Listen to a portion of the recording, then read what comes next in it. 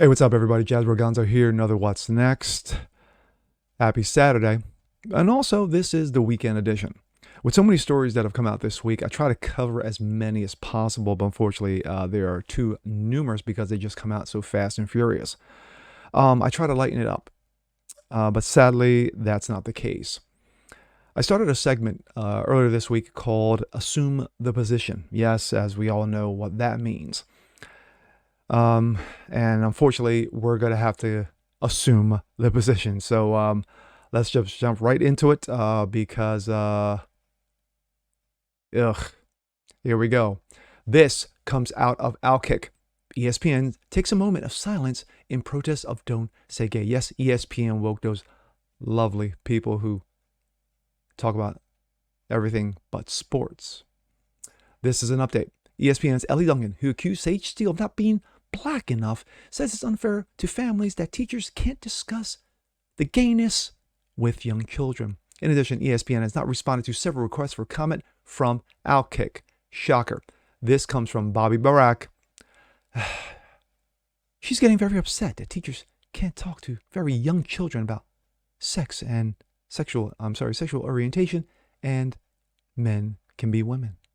Let's listen to the nonsense. Legislation happening in Florida and across other states as well that are targeting our LGBTQI plus communities. Many of our colleagues here at ESPN have planned and organized a walkout that will be happening at 3 p.m. Eastern today. And to be honest with you, we thought we were going to come here today and really celebrate a sport that has meant so much and done so much, including for so many in the LGBTQI plus communities.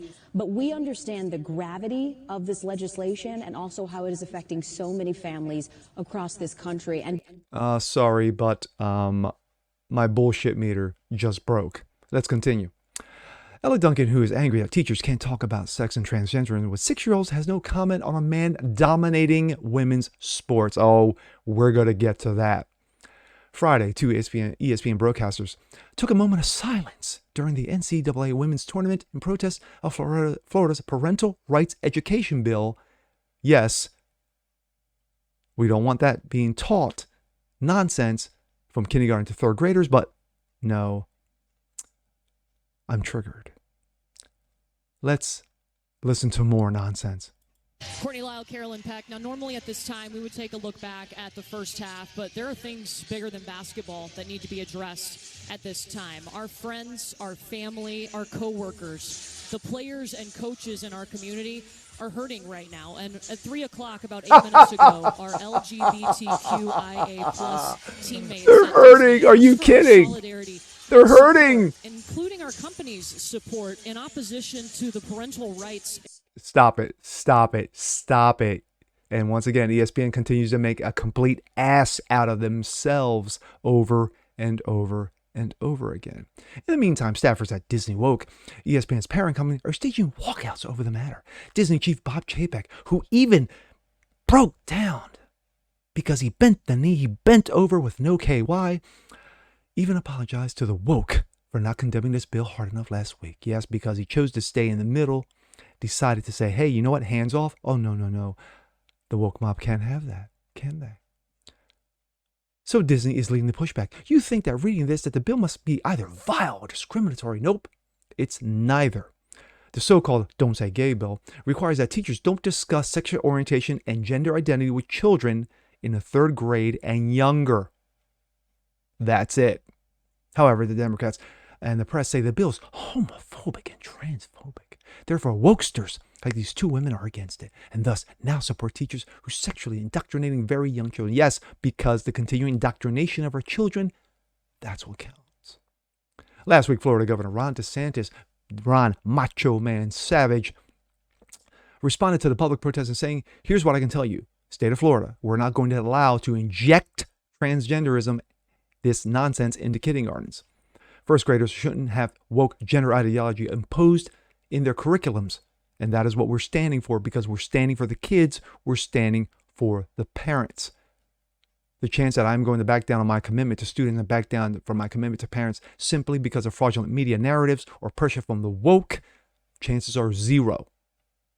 What a bill to protest against, let alone during a college basketball game, ESPN should be ashamed. My thoughts, quickly. Facts. It was a great article. The article hit it right on the nose, and of course, ESPN making an ass out of themselves.